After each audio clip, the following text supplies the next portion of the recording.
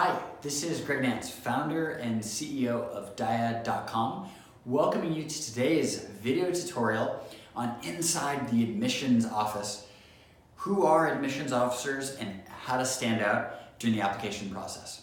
The first thing that we need to cover during today's video tutorial, who are admissions officers? We've heard all about these AOs, but who are they and what's their job? The first thing to know about admissions officers, they really care. They want to find the best students for the program and for the university. So their job, it's a tough one. They have to read through hundreds, thousands of pages worth of applications to try to find the right people for this university, for this major, for this program. Some admissions officers are alumni of the college or the university. Some are seasoned admissions officers that have actually worked at a few institutions. Others might be professors who kind of volunteer extra time to evaluate applicants. Some admissions officers might be graduate students, PhD candidates, who are spending a few hours getting to know the future classmates that they might have, that they might study with in the future. These are different subsets of who admissions officers can be. Their job is not to evaluate one candidate in isolation. No, their job is actually to go through and find the best cohort, the best group of students that will come together and will actually help educate each other. Because one really special aspect of the US and UK academic environment, the professor is not the only teacher.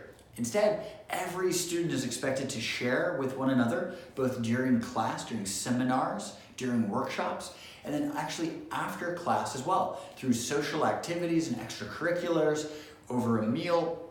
That's where a lot of great learning happens in the US and the UK. It's exciting, it's good stuff, and admissions officers take that seriously. So as they read an application, they're looking for candidates not only who are good students, yes, be a good student, but also those who can add to this cohort, to this grouping of students, and who will contribute a lot of insight and a lot of their life experience to make the sum greater than the parts. So you will be evaluated not in isolation, but rather as part of a cohort to make the best group of students, but you're not alone in this competition.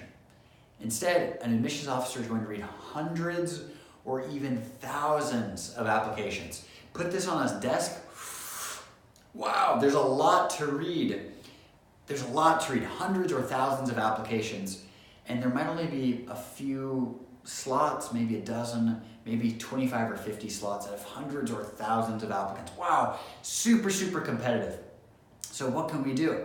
Our job as an applicant is to stand out. Our job is to show what we can bring. The insights, the life experience, the expertise, the curiosity, the energy, the enthusiasm that we can bring to this university program. That is our key job. We need to stand out, and we do it with every aspect of our application. We do it with a personal statement that from the very first paragraph is interesting, is fascinating, and brings the reader in. We do that through our CV with professional formatting and with life experiences that jump off the page, that the admissions officer wants to learn more about us, about our background. We do that with recommendation letters that are fascinating, that are sincere in their endorsement of our candidacy. Well, each of these elements super important.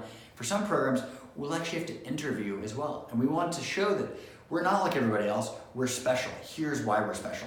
We call this at Dyad the X factor, the thing that makes us special, that makes us stand out. Our aim is to develop our X factor. For those of us that have a couple years before applying, I want you to write this down right now. X factor. You got to think about what's your X factor and how you can build it. The stronger your X factor, the better chance you have at the world's top universities. Even if you have a 4.0, perfect GPA, perfect test score, without an X factor, you're still going to be rejected by far more schools than accept you. But with the right X factor, you're going to have a great chance even if you don't have the best GPA.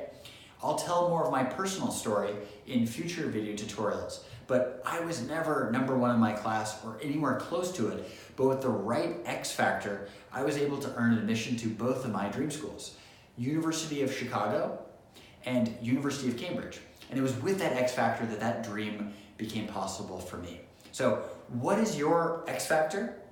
how can you really build on that X factor are key questions that you should be asking yourself, and that at dyad.com, our expert mentors are here to assist you in actually building that background every step of the way.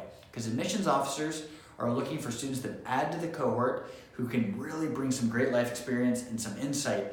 And if you have an X factor that helps you stand out, you have a much, much, much better chance at earning the respect and then earning admission from these admissions officers. Now, in part 1, we covered who admissions officers are, what they look for. In part 2, we're going to dive in and we're going to actually look at common misconceptions, mistakes that you want to avoid, and the strengths that you need to bring for the best possible chance. We look forward to the next video tutorial together. Thank you. This is Greg Nance signing off.